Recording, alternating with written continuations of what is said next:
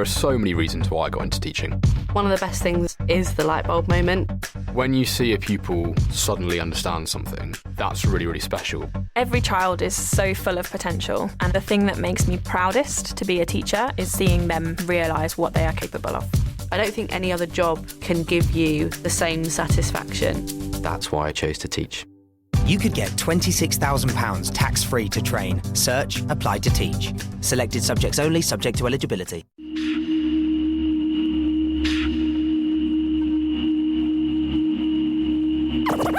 Ladies and gentlemen,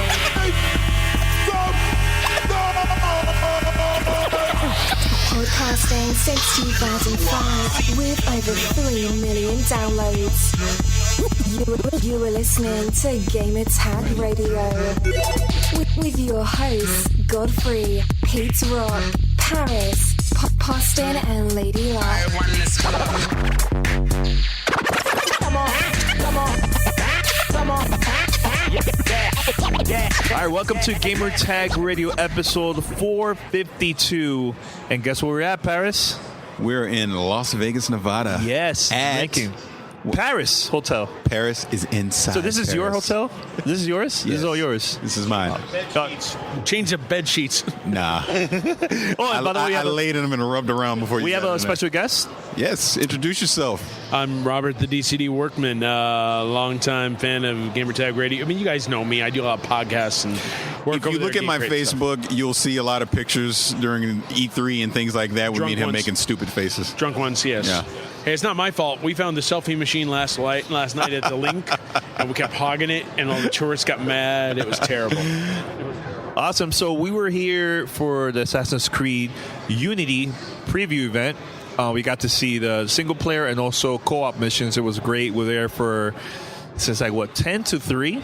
Yeah, really, right? 9 is when we started. Yeah, 9, yeah. But it was a lot of fun, man. And one of the things that was very curious was like the whole co-op, how that was going to work out. You know what I'm saying? But after playing it, I see it. I see this as a feature that's going to be really, really fun once everybody gets their hands and start playing it. You know what I'm saying? So with friends, even more better. Fun. Yeah, even better. I can tell you right now, as much as you guys know that I play Destiny at 2 o'clock in the morning every night, this will definitely be a game that will get me off of playing Destiny. And what is it? Is it because of the single player? It's both. It's really both. It's really both, because playing the single player, which, you know, go ahead and start making fun of me now. I was struggling getting the concept of the controls at first, so you know, I was dying a lot at first. But once it clicked, the stealth part of it, just, you know, using all of your different weapons and features to look at your surroundings and everything. There's no linear path to solving basically these puzzles. You know, to assassinate someone is very dynamic, which I like. And it's truly open world, which really is fantastic. open. Yes. Really, like before you were doing the missions, were you exploring, doing other things too before going to the main mission? Yeah, what are the things you were? Because I discovered a lot of things. I remember walking around and I bump into somebody and he's like, "Hey, 2-player co-op mission." Yep. Right. I was like, should I press it? Should I just keep on going? Well, see, that's the cool thing about it. Once the game is out, and it's out. Yeah, this is a really early build. It's not the official retail. You can just do co-op just randomly as you're on the map, because you could pick up a mission. You could bring in a friend if you wanted to, or you could do public matchmaking. Yeah. And you can do the co-op mission, and then when you're done, break out of that, go right back to your single player experience. Have you done the social mission? No, I did not. I did a social mission. Like, I had to go get like a chest in some other location and stuff like that. So there's a lot of things to do in this game, man. Like, I pressed the back button. Was it the back button? Yeah, the map was the back button. I pressed it. Got to see like everything that was going, like any like side quests around that area, and then I zoomed out. I'm like, wow, this city is like huge. Yeah, really, really big. The other thing you have to understand, the section that we play is just one small portion. Once the whole thing opens up, I mean, you're going to spend like hours just digging around for treasure chests, and I mean, even like the smaller stuff, like killing criminals that push around people on the street, or tackling, pickpockets that were running off and everything. Like, that was always fun, because it makes me think, like, I'm an NFL football player that, by the way, is not abusive. Just tackling the football. Anyway. Anyway, I'm just saying there's a lot you can do, and we only saw like the tip of the iceberg. When this game comes out in November, it's going to be like, you're going to be up like till 4 a.m, right? Playing it like crazy. One other thing that I was doing a lot was looking for bells, just like to mess it up so they won't call like for other people to come along and attack me. You disable those alarms. Yeah, so I did that a lot. I found like a good 10, maybe between 5 to 10 of those. Yeah. So, well, see, that's the other cool thing. Like, I did a 2-player co-op mission with Lesley Phord-Toy, my new best friend. And shout out to Lesley. And while we were doing our mission, because it is truly a living, breathing world that's going on around you, kind of like you mentioned with the pickpocket thing, that just dynamically happened. We broke off from our primary mission, did that, and then went right back into our co-op mission, which I thought was so cool. That, to me, that's the beauty of it, is you can have your single-player experience, your main missions, but there's all these side quests that you can do at the same time, and they're constantly changing. No two people will have the same experience when they go into the game. Yeah. And you won't approach the situation the same either. It's very dynamic, and I really like that about the game. One thing I want to discuss, I believe they changed the combat up. Because normally you could... They did. Yeah, normally you could just walk in and cha, cha, cha, cha, and everything like that. Here, these guys, some of them just came to play, and they'll stab you out of nowhere, and it's just... They actually have these little level up... not stars, but little circles that shows you how tough they really are. Right. And some of the street police are ridiculous. Like, they will not hesitate shooting you at close range. It's kind of ridiculous just how crazy the odds can turn against you. So you have to think things out a little more strategically, which I kind of like. Because just like, there's this group of 3 guys. Okay, but wait, there are 2 guards over there. There's a sniper up there. We have to like figure this out. And, otherwise you go in running in with like axes, grinding and everything like that. It's bad news. Well, see, that's the other cool thing about it is you have the option of upgrading your character how you see fit. So there was a stealth option that I took, because you get like whatever these points are that you can. I took more melee. Yeah, I took one for stealth where my stealth option is like, you had one where you could disguise yourself as another person temporarily, but I took one where I could dynamically just sit down somewhere and I just blend into the environment, and they will miss you. They'll completely miss me. Okay. Things like that, which is real cool. I mean, I like that part a lot, man. And also, everybody had a different experience. Like, nobody was like had the same situation with the enemies. They change different locations. And let me tell you, it took me at least 2 tries to pass the main mission that we're playing of the church. Yeah. For you, the thing that was taking you long, it wasn't killing. No, it wasn't killing. It wasn't killing. It was escaping the church because of the enemies. They were really, really tough, and there was a lot of them. But that's why you got to take your time. Exactly. Like, it can't be like, okay, before a previous Assassin's Creed game, I would just go kill and run. This time it was like, let me look around. Let me use my eagle vision. Let me see what's around here. And thing is, too, getting into the location inside was a little tricky, too, because I went all around the area, and I couldn't find no one. Then I found one, randomly. I'm like, all right, this is the part that I gotta go inside. The thing Danny's talking about is basically the one mission that everyone had in this preview that we were doing is you had to get inside this church, I guess it was. Yes, it was a church. To assassinate this person. And if you look, there was 10 different ways that you could get in the church. Yeah. There were 2 different hidden ways to kill him. Yeah. And then there was, I forget how many other options to kill him out in the open. But then that was the trick. Once you kill him, you then have to escape, and there were different dynamic ways that you could actually escape, and that's where I was struggling. Is, all right, I kill him, no problem. I climbed up. I don't even know how I did it. I just double back the way I came in, and that usually is no problem unless somebody's like, hey, wait a minute, and then all of a sudden I got 10 guys on my ass. It is hilarious that you just said that. I didn't even think of that. I didn't even think, oh, wait, go back the way you came in. Yeah, I could just climb back up here. Yeah, oh, this is easy. Yeah. But the funny thing is, I wound up escaping by taking this underground passage. I don't know how you got out. I got out from the top. I went back up. And one of the developers came by as he saw me leaving. He was like, that's actually another way that you can get in. Really? Yeah, and you come in completely undetected. But where it takes you, where?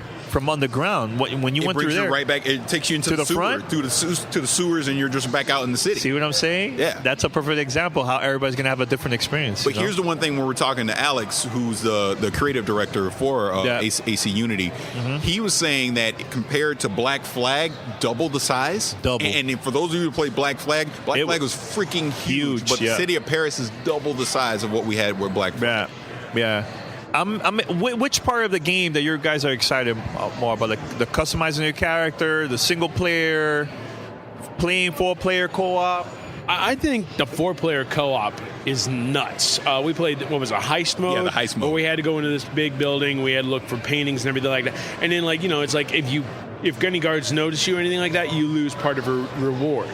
But, screw it. We were all just rampaging in there, stabbing guys and everything. Like, it was not Ocean's 11. It was bloody Ocean's 11. Yeah. It was really a lot of fun. If you're on board with the right team, you guys can execute, the perfect heist. I think that's a lot of fun. I mean, co-op's good, too, but you got to be careful, who you partner with. Because, the 2 times I tried it, one time it was just completely unsuccessful, other time it was great. So it really depends. I think the 4-player, though, that's got a lot of potential. Yeah, so... anything else? I don't know what else I could bring up. Well, no, I mean, just, when we talk to the historian Maxime, I'm bad on names, but you guys hear it in the interviews, just the fact that they're trying to really represent what the French Revolution was during the 1800s. You're going to have some historically accurate characters like Napoleon is in the game before he actually took power, things like that. You're going to interact with him. And they tried to truly recreate the city of Paris during the 1800s, which I think is pretty cool. And it's got the cathedral. Yeah. It's got a couple. I mean, it doesn't have an Eiffel Tower yet, it doesn't appear, but, it's like... Everything else looks like, it looks like the streets of Paris. I mean, some people, maybe well, wait, this looks like Venice. But, I mean, you can just tell, certain aspects of it, they really went artistically all out to show the detail. And, inside the buildings. You can go in, inside several buildings, and it's, seamless. You don't have to worry about, waiting 10 seconds to load or whatever. Now, he did mention at one point during the interview that something with the cathedral, I forget exactly what it was, hadn't been built yet when the game took place, but it provided a great gameplay mechanic, so they added it into the game. So they are taking liberties where they see fit as far as adding to the gameplay experience, because like they said, this is still a game. You know what I mean? They want you to have fun with it. But, I mean, overall, I'm excited that I got hands-on with it, because I wasn't a big Assassin's Creed fan until Black Flag. Yeah. Black Flag is the first one that I truly got in depth with, and this takes it to that next step. And it's the first true next-gen version of Assassin's Creed, and it looks the part. It really does. 2 things. One, I forgot to mention how I found out about the area that I went inside the church. I was walking around top of the building, and I heard that the music was a little louder by a certain area. I was like, wait a minute, is there a window open? And I found it, and I went inside. Yeah. So that's another way how you discover the one underground. We just running around, and you found it. Oh, yeah. Yeah. I was running for my life. Oh, get out of here. Just follow the shrieks, whatever, just something like that. And number 2, one thing we have to talk about is the environment, so many people walking around the streets. Well, Alex brought this up during our interview in Assassin's Creed 1, and they're talking about the whole crowd stealth mechanic that they put with Assassin's Creed 1. 200 people, which at the time hadn't been done before. Groundbreaking. This one, 10,000. They can do on screen. That's a lot of people. And they're full AI characters. See, all I can think of is what was it, last year when they tried to make Dynasty Warriors with all these guards and everything like that, and they kept glitching out and disappearing and everything like that. I mean, it's I didn't think a video game would be able to capture that big a crowd, because obviously if it's glitching out and it's Dynasty Warriors. But then this game came along, it almost looks amazing, how many people they can cram into the game. It's really something. And they fully admitted during the presentation before we got hands-on that this is the base for them to iterate on in the future Assassin's Creed games. So while a lot of these things that we're excited about now, it's only going to get better as we move forward in the franchise. Oh, one thing I want to mention, because here's the thing. Every time you finish a mission from the last game, you'll show a rate this memory. I asked that question because I was curious. I rated, I'll put if I like the mission, I'll put full 5 stars. I think it was, or 4 stars. I can't remember.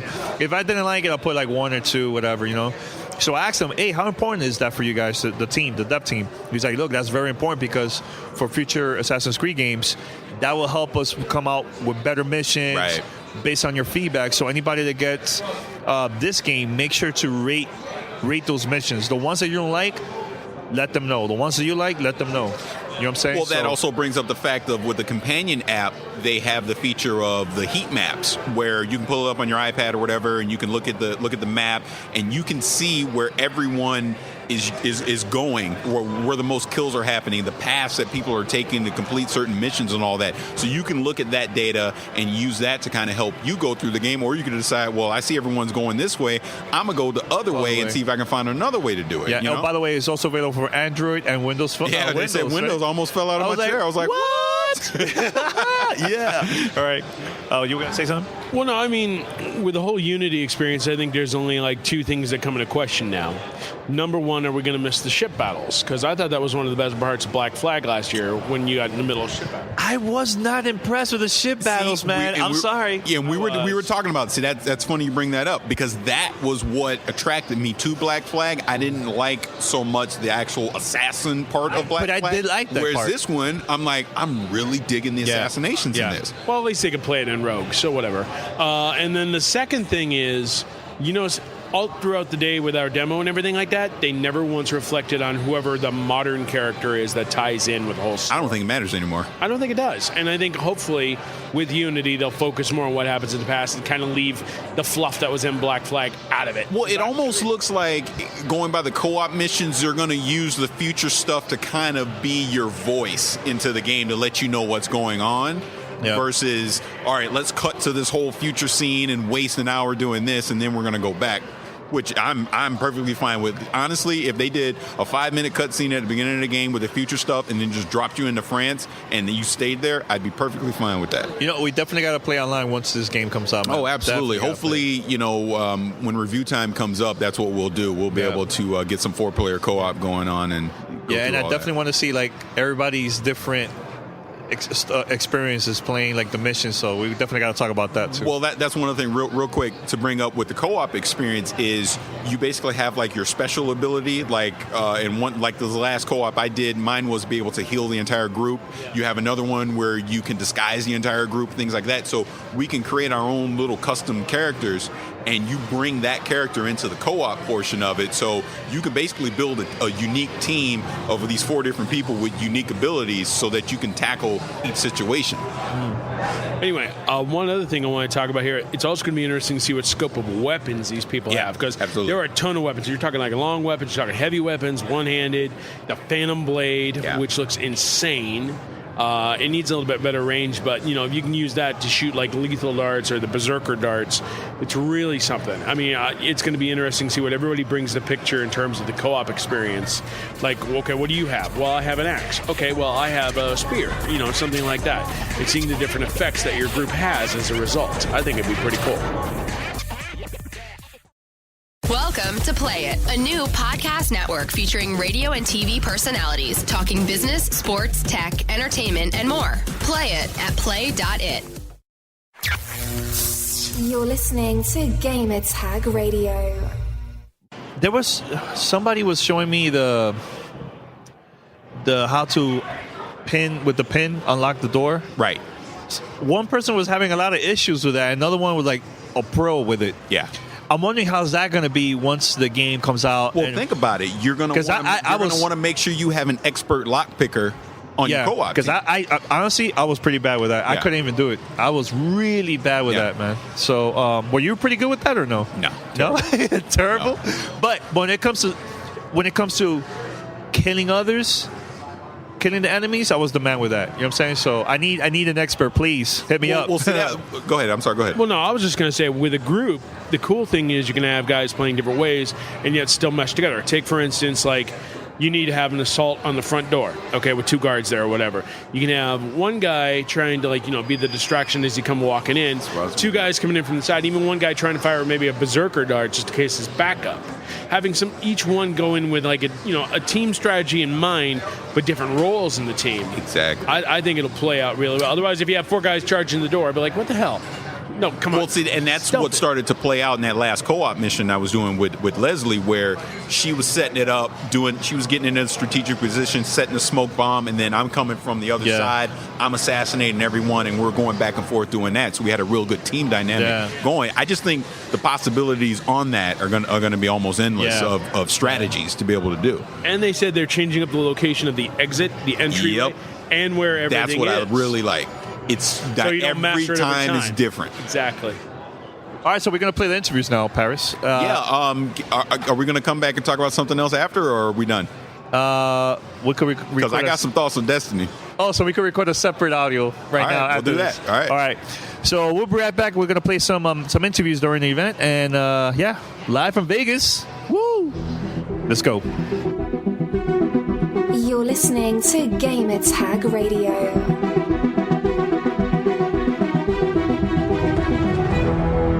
All right, so Paris, we're live here at the Assassin's Creed Unity event. So what's going on? We've been playing the game. We did a little co-op. It's been a lot of fun. And now we're going to be talking about story, right? Yeah, we're going to talk about the actual story of Assassin's Creed, and we have a very special guest. You want to introduce yourself? Hi, I'm Maxime Durand, historian in Assassin's Creed Unity. Mm-hmm. So I've been working on Assassin's Creed for the last 4 years and a half. So I played a part in every Assassin's Creed game from close or far. So last 6 of them. All right, tell us a little bit about the story. So what we have in Assassin's Creed Unity is actually, the story of Arnaud. So he's not a noble, he's not a commoner, he's kind of in the middle. Mm-hmm. And actually he's experiencing the French Revolution from his point of view, and from the point of view of the Assassins and the Templars. So what's the French Revolution about? It's about a whole change in human history. I mean, for Westerners, it's a big change because it's the end of 1,000 or 1,500 years old regime. That's the feudal regime in Europe. And it's just crazy because that was that was impossible a couple of years before. Like in the 18th century, it's the century of the Enlightenment. So everyone was thinking about ideas about like how should the human race go forward. Mm-hmm. And then they were stuck into the system where no change could be done. Like if you're a prince, you become a king. If you're a commoner, you stay a commoner all your life. And that's the French Revolution. So this moment where it explodes because people are tired of that old regime, and now it's opportunities opening up for people. What? So being a historian and this taking place during the 1800s with the French Revolution, how closely did you work with the development team to make sure everything that they were recreating for Paris was historically accurate? So the way we work is actually when we start the production or the development of the game, we go into a lot of the general stuff from the Revolution. So we watch movies, TV series, we read a lot of books. We look at we visited the city of Paris, also the core team. So try to get a good idea of the period we're going to talk about. So the French Revolution, again, we're trying to set things right for the city that's huge, that's beautiful, that's very dense, but also that it's a city that was filthy.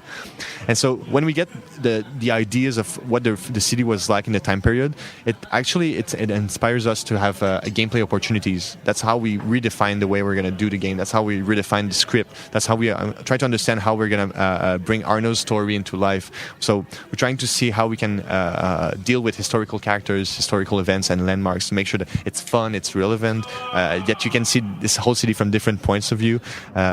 So the more we go into production, the more we go into details. So we'll try to find information about like very, very tiny details about some characters. So when you play, for instance, a side content mission, well, you can play with something that you couldn't see necessarily on a public encyclopedia. I mean, we dig a lot, and so we can give you like a flavor of that city of the time period. Now, how do you handle a situation with historical characters in basically a fictional world? In that, I'll take a TV show like Boardwalk Empire, for example, where you have an Al Capone, you have a Lucky Luciano, but the lead character is a fictional character. So in the game, you mentioned, I'm assuming we're going to run into some historical accurate characters during the game. How do you handle that as far as interaction goes? Are you taking any creative freedoms to where you can go on your own path, or are you sticking to exactly how it went down during history?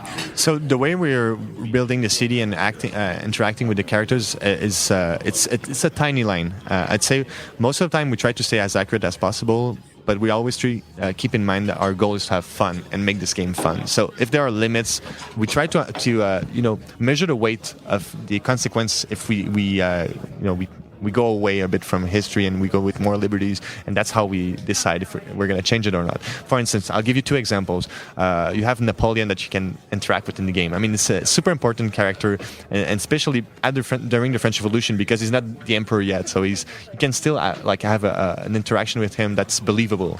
You don't have to go through many processes to get to meet him.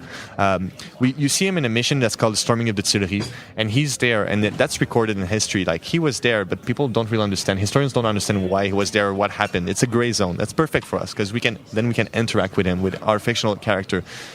We're based on facts. So we stayed true to history in that case. But in the case of Notre Dame, the cathedral, we decided to take some liberties in recreating it. So it's just an example. But the spire on top of the cathedral was destroyed during the French Revolution. So the one that was built after was built in the 1850s. So about 50, 60 years after the French Revolution. So we decided to keep that one because the experience, it's the highest reach point in Paris. I mean, it was better for gameplay than just saying we'll not do it because it's accurate. So you have the information in this encyclopedia you have in the game, so you can always compare true history with what we have in the game. I think we show where we derive with history, so people understand the choices we've made, but they have fun actually. You mentioned a lot about movies and books. Can you mention any of those that inspire you guys to? Yeah, absolutely. Come up with ideas and stuff. So why we like movies and books is they give a lot of information quickly to the team. Obviously, we do a lot of research with very precise history books, but movies are fun. So you have an example is the Perfume movies from I think 2005, 2006, based on a book from Patrick Susskind. So it's a movie about how filthy the city of Paris was at that time, and so it's very visual. It's very interesting for us.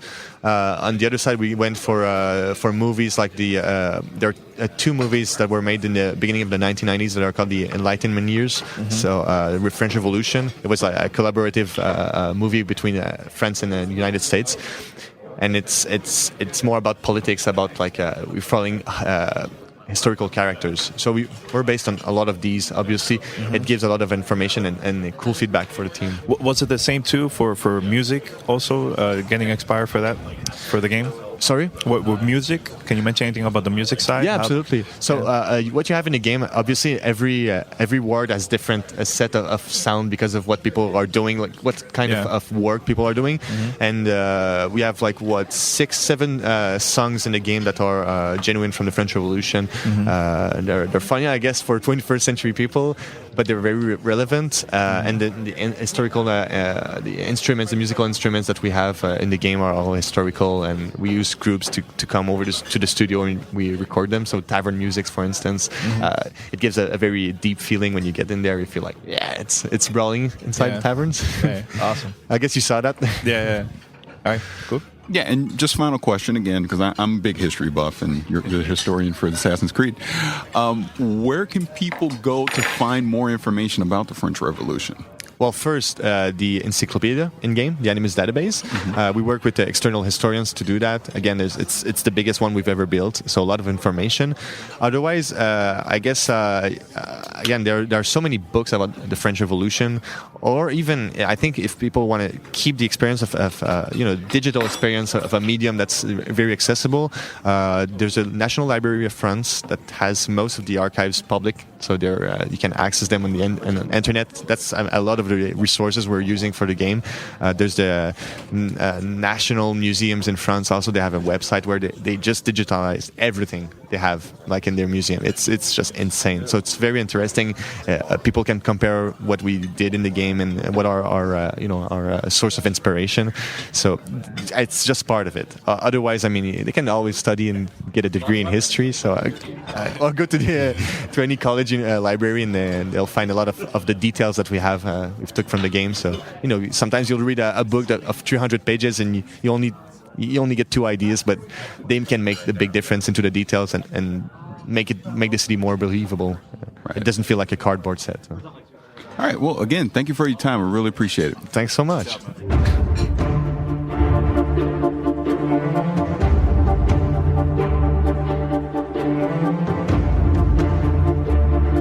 Hey, this is Paris with Gamertag Radio, and I'm here at the Assassin's Creed preview event, and I'm here once again with Lesley Phord-Toy, the producer for co-op on Assassin's Creed Unity. How you doing? I'm good. How are you? Great. So we had the conversation at E3. Yeah. So can you just recap quickly what went into the decision to go with co-op for Assassin's Creed Unity? So we did a bunch of surveys and digging into forums and stuff like that, and we found that co-op was the number one requested feature from fans. So this is something that we've been wanting to put in Assassin's Creed for a while, but when we started working on Assassin's Creed Unity, we had a mandate to say, okay, this is going to be the first Assassin's Creed specifically for new gen. So that gave us a really great opportunity to start from scratch, to go back and rewrite our engine to support co-op and support all the online features and replication and all that other tech stuff that we need to get co-op working. And how's that going to work from scratch all the way to the end? Let's say I'm ahead with missions and he's not. Right. How's that going to work out though? So as you progress through the game, you're playing as Arno, and you each have your own version of Arno. And as you're playing through the single-player campaign, you're going to be unlocking new skills. You're also going to be collecting skill points and money and stuff like that in the game. So you're going to be basically customizing your character as you like. So for sure, there's going to be situations where, say, you guys want to play together and you've been playing maybe 15 hours and Paris has just started. It doesn't really matter. That's fine, because you're going to be able to join. You're going to be able to join together and complement each other's skills. So, even if maybe you don't have all the skills that you need, you're going to be able to rely on each other to help each other. So we have things like co-op skills, like group heal. So, if you maybe you're not such a good player, you can be healed by your co-op partners. Well, that actually leads me into another question, and this is one thing kind of in the gaming community that I've seen a lot since, the co-op has been announced for the game. Yeah. How is the matchmaking going to work? Like, for example, I was playing the single-player campaign, and I saw an icon pop up, like a vendor, whatever you want to call them, and it basically was a co-op mission. Yeah. And I decided to accept it, and it just said waiting on other player. So if I want to play specifically with Danny, how would we be able to do that in game? Sure. So there's a couple ways. So there's sort of like traditional matchmaking. There's also direct invites, so you could directly invite Danny into your game. We also have things in the world. We also have taverns in the world, and when you go inside a tavern, you're going to see ghosts of your online friends. So if you go up to those ghosts, you're going to be able to see where they are in the game. Like maybe one of them is playing a 4-player Brotherhood mission, and but they only have 3 players in the mission right now. So you could actually join that mission in progress and become their 4th player.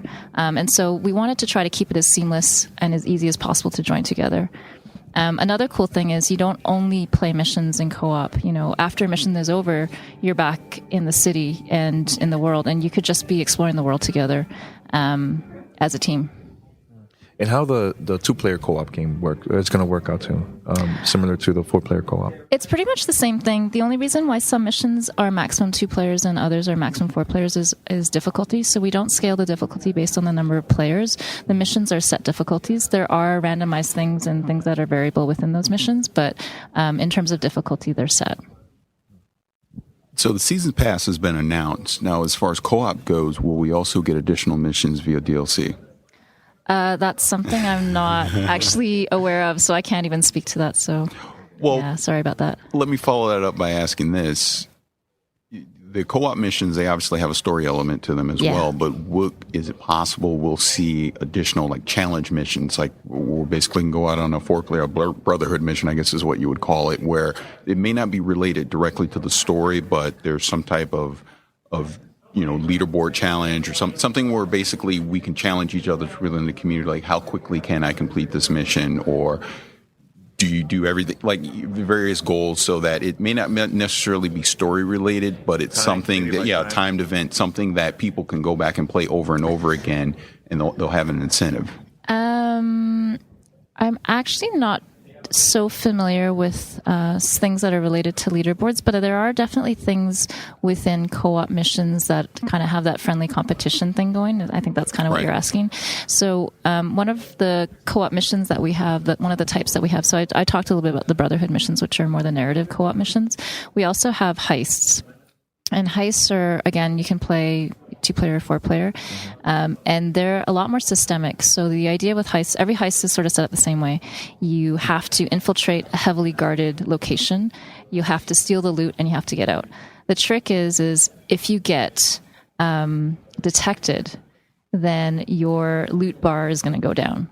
So the idea is to play as stealthy as possible, but everyone has their own stealth meter, essentially. So there's sort of like that friendly competition where like who gets the most loot at the end of the mission.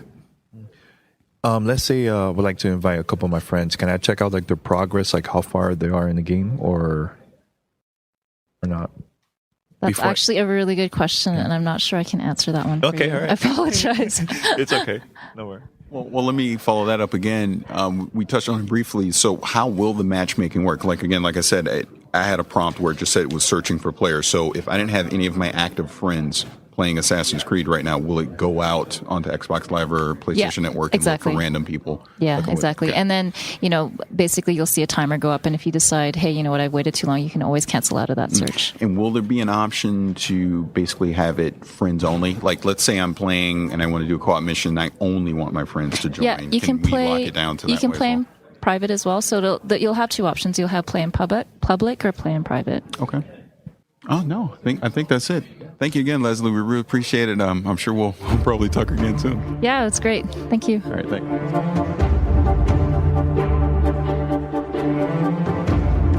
All right, so we're still here at the Assassin's Creed Unity event, and we have more interviews coming up right now, so please present yourself. My name is Alex Amancio, Creative Director on Assassin's Creed Unity. All right. And I'm Vincent Pontbriand. I'm Senior Producer on Assassin's Creed. Cool. You have first question? Can you talk about how long has Unity been in development? So it has been close to 4 years. I guess we'll be celebrating in November the actual 4 years. So out of that, we've spent maybe 2 years mostly working on the technology. So rebuilding all our tools to improve productivity and allow the game to become online, multiplayer compatible and work on the graphics. And then the last 2 years have been really mostly about building the game itself, the content, the story, the missions, and all of that. And what are some of the technical advantages with this being the first true next-gen Assassin's Creed that you found so far? I mean, obviously the graphics are amazing. We redid the render engine, so it's physically based. Things look a lot more realistic. Our lighting is completely different. Now we actually have something we call ambient occlusion. We calculate photon impact. So again, it looks just a lot more dynamic, more real. A lot of atmospheric effects.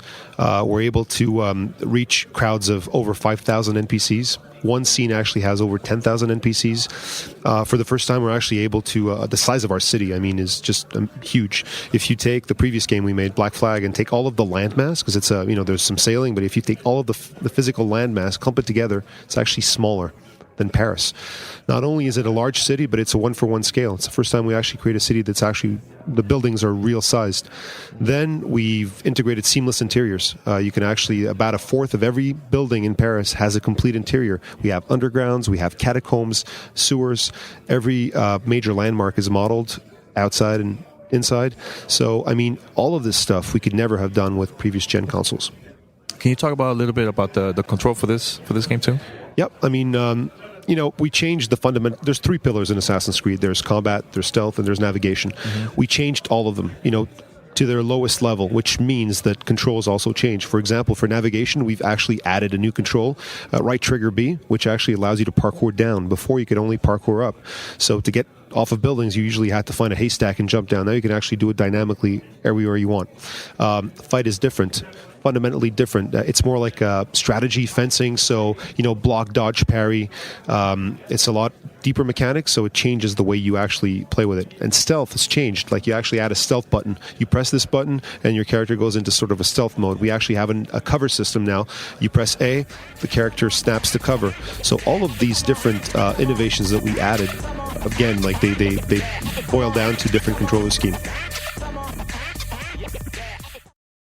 Welcome to Play It, a new podcast network featuring radio and TV personalities talking business, sports, tech, entertainment, and more. Play it at play.it.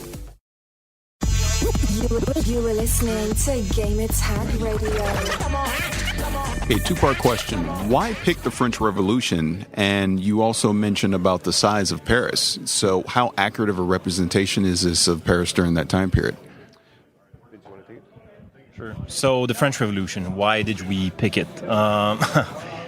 It could have been anything else, to be honest, out of our list of favorite settings. So what we have on AC is a long-term roadmap with several really interesting settings that we could do eventually.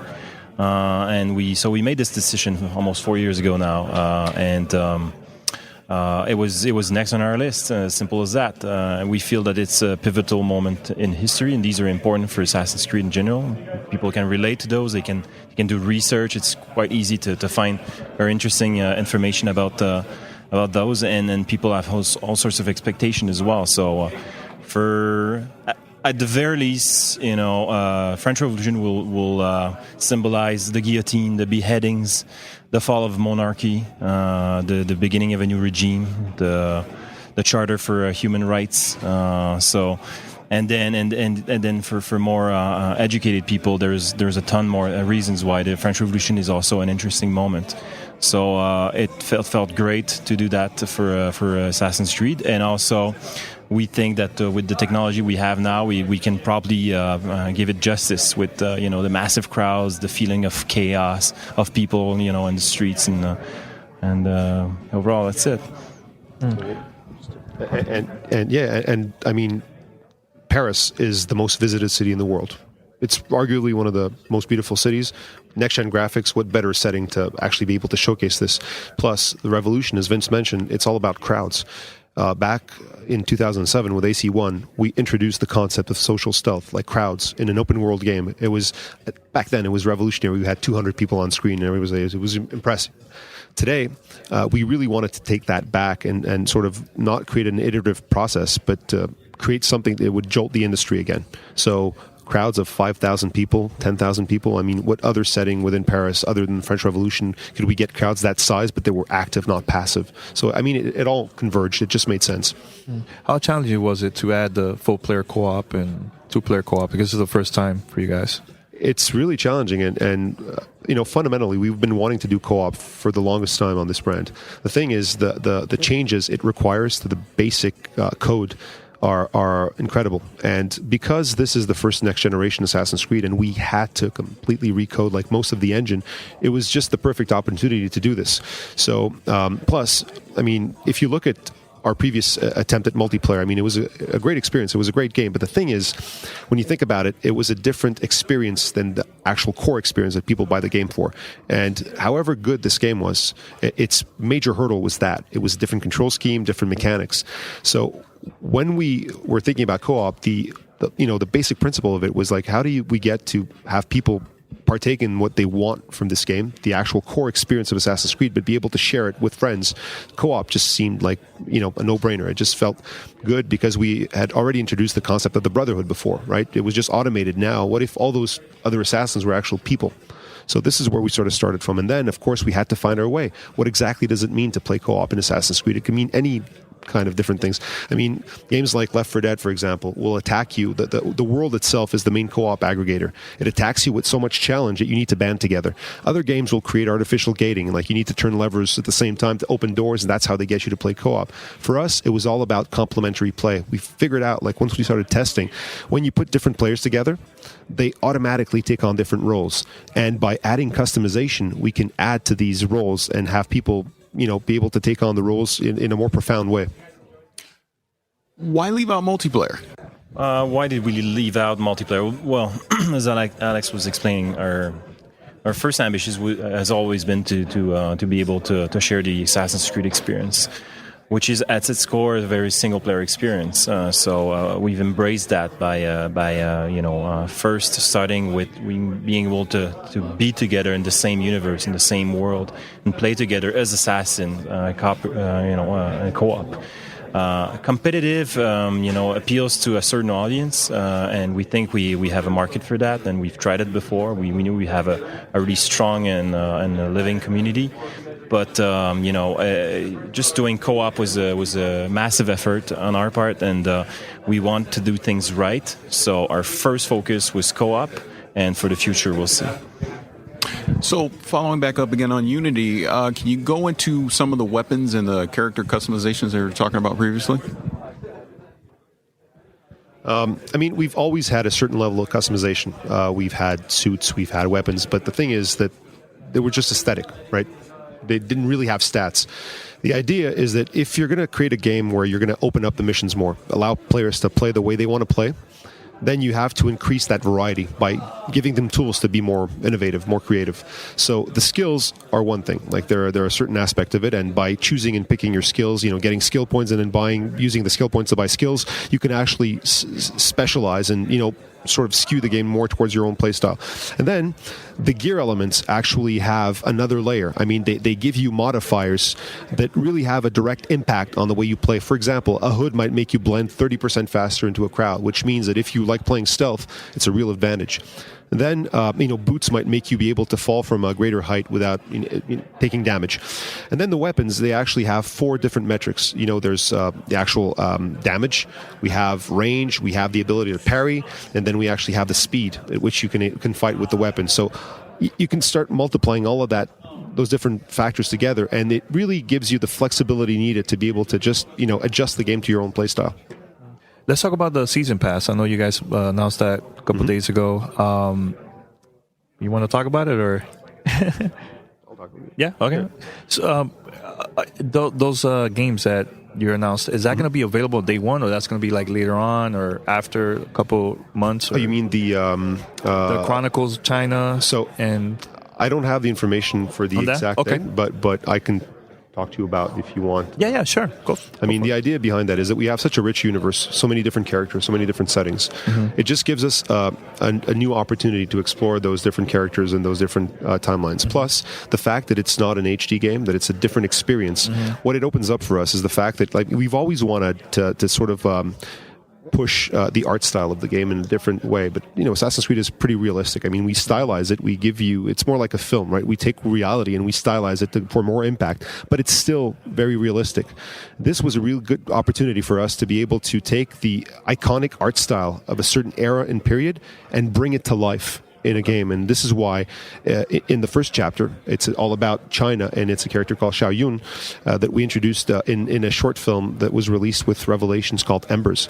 And the style is like Chinese ink paintings. So to be able to actually bring that art style to life was really cool for us, and it was also a way of exploring a different experience with Assassin's Creed, like something more like a side scroller, like a 2.5D Mark of the Ninja type thing. All right. Final question for me. Having had time to actually sit down and play the game, go through the co-op, do some of the single-player missions, this is, when you talk about an open world, it excites me that it's very dynamic, in that even in the co-op missions, everything isn't the same the second time you go back to it. It's constantly evolving. It's constantly changing. Now, during the presentation you gave to us earlier, you were mentioning some of the challenges and some of the ways you were trying to solve how to tackle an open world and keep the players engaged. Can you kind of go into that a little bit? Yeah, first of all, the structure. Our previous structure was, the main motivation that players had was all about narrative. And this is the typical motivation that most games have. The thing with open world games and narrative motivations is that the narrative tries to push you forward with narrative urgency. The open world tries to encourage you to explore and experience side stuff. The thing is, those two things are not very compatible because it sometimes feels like you're playing two games within one single game. So we thought for a long time how we could sort of evolve the concept of open world in Assassin's Creed to something different and try to find a different motivation. it turns out that what we actually landed on was character progression. Arnaud's progression from novice to master assassin is the main motivator. So what that does concretely in the world is that every activity you then do within the open world contributes to Arnaud's progression, so it feels useful. You have the Arnaud's main path, Arnaud's redemption quest. By creating, by doing sequences, you unlock categories of skills. But to then buy the skills, you need to do, for example, Brotherhood missions or heists to get skill points, which you can then use to buy these skills. And then if you do any of the hundreds of different Paris quests that you can find through exploration, these are, stories, meaningful stories that you find that all have to do with unknown or little-known Parisian legends, characters, stuff like that. You do these stories, it gives you money, it gives you weapons, gear, and again, all of these different elements contribute to making your assassin, to making Arnaud stronger and better, and to making Arnaud play more like you want to play. So everything feeds back. Arnaud is sort of the glue that holds everything together, and Paris is the three-dimensional manifestation of the actual game structure. And the cool thing about this is, hopefully, everybody's playthrough will be different because you're finding your own missions through Paris. And this is, I think, the really cool thing is that, we have a strong narrative and a strong linear narrative like all other Assassins. We even push it a little bit further. But the thing is, the way you explore Paris and the stories that you find make the real story about Assassin's Creed Unity your own path that you've carved through Paris. So this is, to me, is like really what New Gen Open World means. To Assassin's Creed, anyways. Bonus question before we go, because I forgot to ask it earlier. Companion app, can you talk about that a little bit and what people can expect from it? So we wanted a meaningful companion app. We wanted something that does what it's meant for. It's accompany the game and give it some the benefit in itself is to able to have that that reach that the game itself doesn't always have. So it's all the comfort features. It's about it being able to manipulate the map itself, to explore it, to see it when you're sitting somewhere else than in your living room in front of your TV. It's being able to use it to browse through the entries of the database and learn more about the Paris and all of the different anecdotes that you'll collect through exploring the world. It's about basically being able to see the stats of your character. So it's a real, in that sense, it's a real companion app. It's not a gimmick. It's not a side thing. It's not a game. It's really what it's meant for. And I think we wanted to go for a highly polished thing, and we're very proud of it. And when can people pick up Assassin's Creed Unity, and on what platforms? So Assassin's Creed Unity is coming out on November 11th on Xbox One, PS4, and on PC. Vincent, Alex, thank you for your time. Really appreciate it. Thank you. All right, so we're back here, and great interviews, Powers. That was awesome. Yeah, it was a lot of fun. Yeah. Thank you to Ubisoft for bringing us out here to be able to sit down and get some hands-on with the game and talk to the development team. Had a lot of fun. Shout out to them too, because the setup was pretty awesome. Yeah, loved very it. Nice. Loved very it. nice. So yeah, Powers, we're gonna wrap it up now because we gotta head out. Yes. So shout out to everybody out there that have been listening to this week's episode. Shout out to DCD. We've been drinking and eating cupcakes. ATM cupcakes. Yeah, I know. There's a cupcake ATM in Vegas. Paris knows exactly where it is. I'm taking my credit card, getting me a banana cupcake at 3 a.m, and then But no, I want to give a shout out to you guys. Thanks for having me on the show. Shout out to Ubisoft, Raha, Stone. Always good to see Stone because Stone's Stone, and of course. You can find my work over there at Newegg's Game Crate site, Retro Magazine, Prima Games, and ALS Daily. So thanks for having me on. And one more thing. Shout out to your guys' 500,000 downloads. That's insane. And it's not all Paris. I mean, it is the entire team. What? No, it's not me at all. That's Danny, man. No, that's all of us. So I'll never say me. That's all of us, man. Have a great team. Giving you a shout out. But thanks again, man. And I look forward to killing everybody with the crew on November 11th. All right, head over to gamertagradio.com, post your comments, feedback, and listen to our past episodes. Make sure to also bother Paris all the time on our website. I do. Go for it, man. If you disagree with him, hit him up.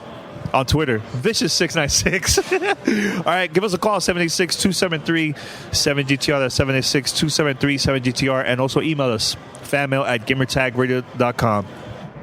Until next time, live from Vegas, this is Godfrey. Cupcakes. You're listening to Gamertag Radio. Be sure to like us on Facebook. Follow us on Twitter. Tune in next week.